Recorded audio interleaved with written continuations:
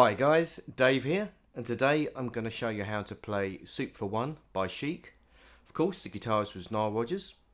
I'm going to show you the way it was played originally on the original recording rather than what he does live, and then I'll talk about the differences later on. So we'll get straight into the lesson. First of all, the chord sequence is interesting because it starts on the 5 chord, which is like a E7 sharp 9. Then it goes to the 1 chord, A minor 7 or A minor 9. Then it's going to go to the 6 chord, like an F major 7. And then finally it ends on the 4 chord, like a D minor 7. So that's the basic sequence that you hear in the chorus. The riff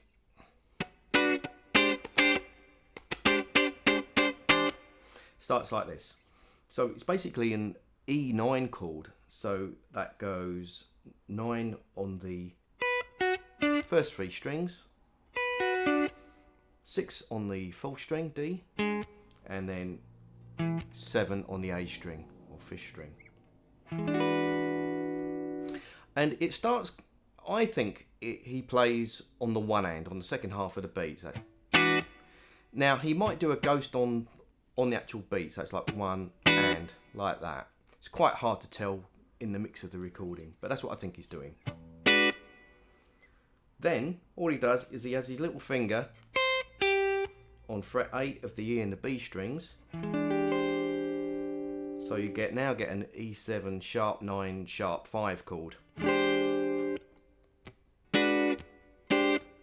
Now when he hits this chord, again it's going to be off the B, it's going to be a down followed by an up. But it's like a down, miss, up. So it's like that. Then he stays on that chord and then it's just all down strums and he just goes 1 and 2 and 3. Like that. Now that's going to be the strumming pattern for the whole sequence.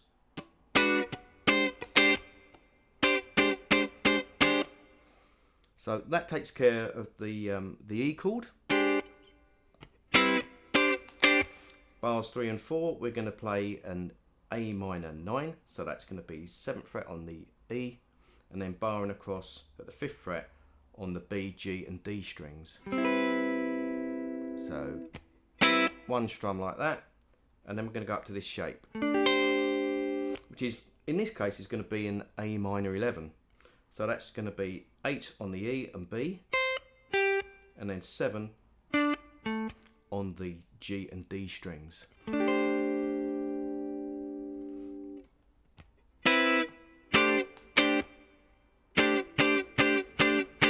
Like that. Okay, the 3rd chord along.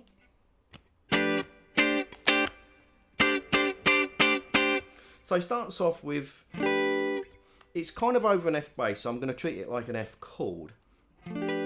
Now I think Nile Rodgers might describe this as something like a major sharp 11 chord.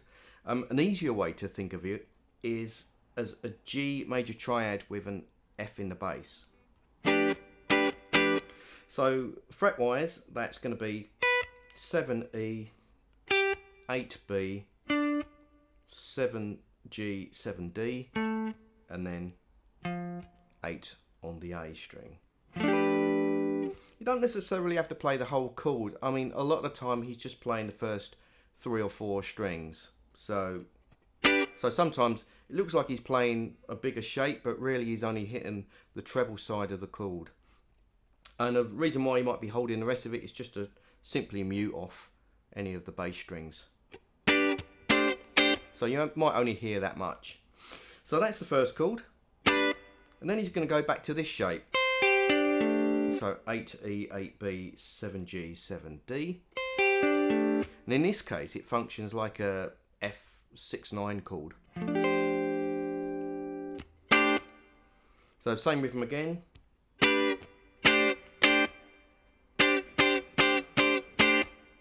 And one thing I should mention is when I'm playing those last lot of down strums, in between each strum, I'm relaxing the chord, so it's nice and staccato. Like that. Okay, now to the D minor chord.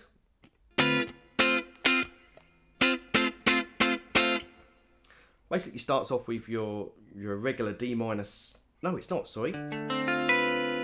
It's like a D minor 7 chord, but we're gonna add our little finger onto the 7th fret. Turns it into like a D minor 13 chord, I suppose. Okay, so the shape there is you're barring across the 5th fret from strings 1 to 5.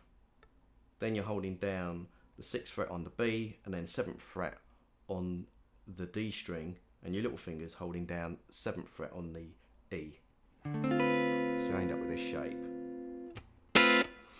Just one down strum on that, and then all we do is move the little finger up to the 8th fret, and we've got basically his favourite D minor 7 shape, or minor 7 shape, and plays the rest of the pattern.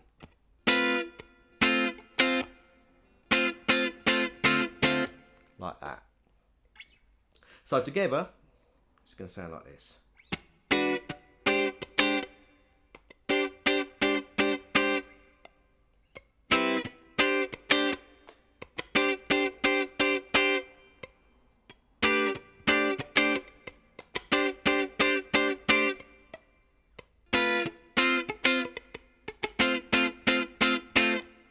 And that's the sequence for the chorus.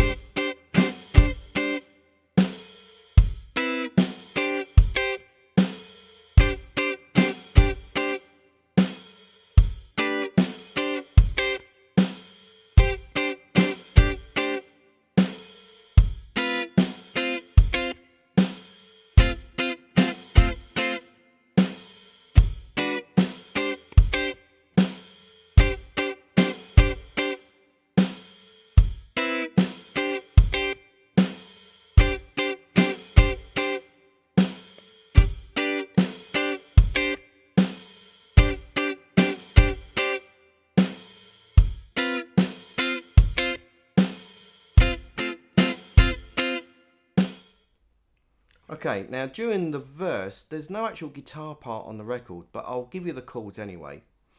It's going to be an A minor 7. So for that, I'm barring across the 5th fret on the B, G and D strings, and I'm holding down the 5th fret on the E string, 6th string E. Then I'm going to play an A11, or you can think of it like a G major with an A in the bass. So for that, I'm just playing 3B, 4G, 5D, and 5E. Kind of got a bit of a push on it. Then it's F major 7. So for that, it's 5th fret barring across the E, B and G strings, and 3rd fret on the D string. Now I've seen him do masterclasses on this, and sometimes he plays it like a D minor 11 instead, where he adds the 5th fret on the A string. I'll leave that up to you, but on the record it's an F note in the bass, so I tend to treat it like an F major 7. Okay, final chord is actually a G sus4. Again, sometimes he just plays a regular G, but I can definitely hear a sus4 sound on the record. So for that, that's going to be 3E, 3B, and then 5G, 5D. And then the sequence is just like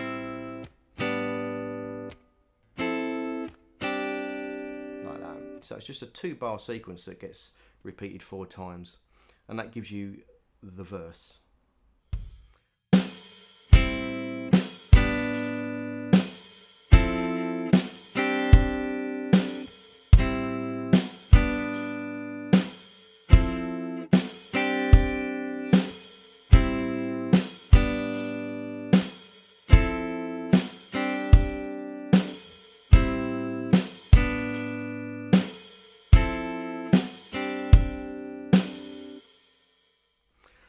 Okay, one more thing to add really.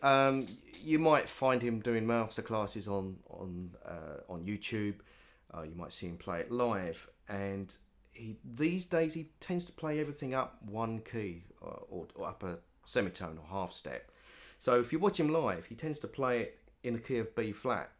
Not exactly sure why. Maybe it's to suit the singers, but it might be because this song was later sampled and used for a dance track called Lady, and they changed the tempo and the key, and it resulted as it being in B flat. So quite often he'll play both Suit for One and Lady, and I suppose maybe just to kind of keep it in the same feel, same key, he's moved the whole thing up to B flat.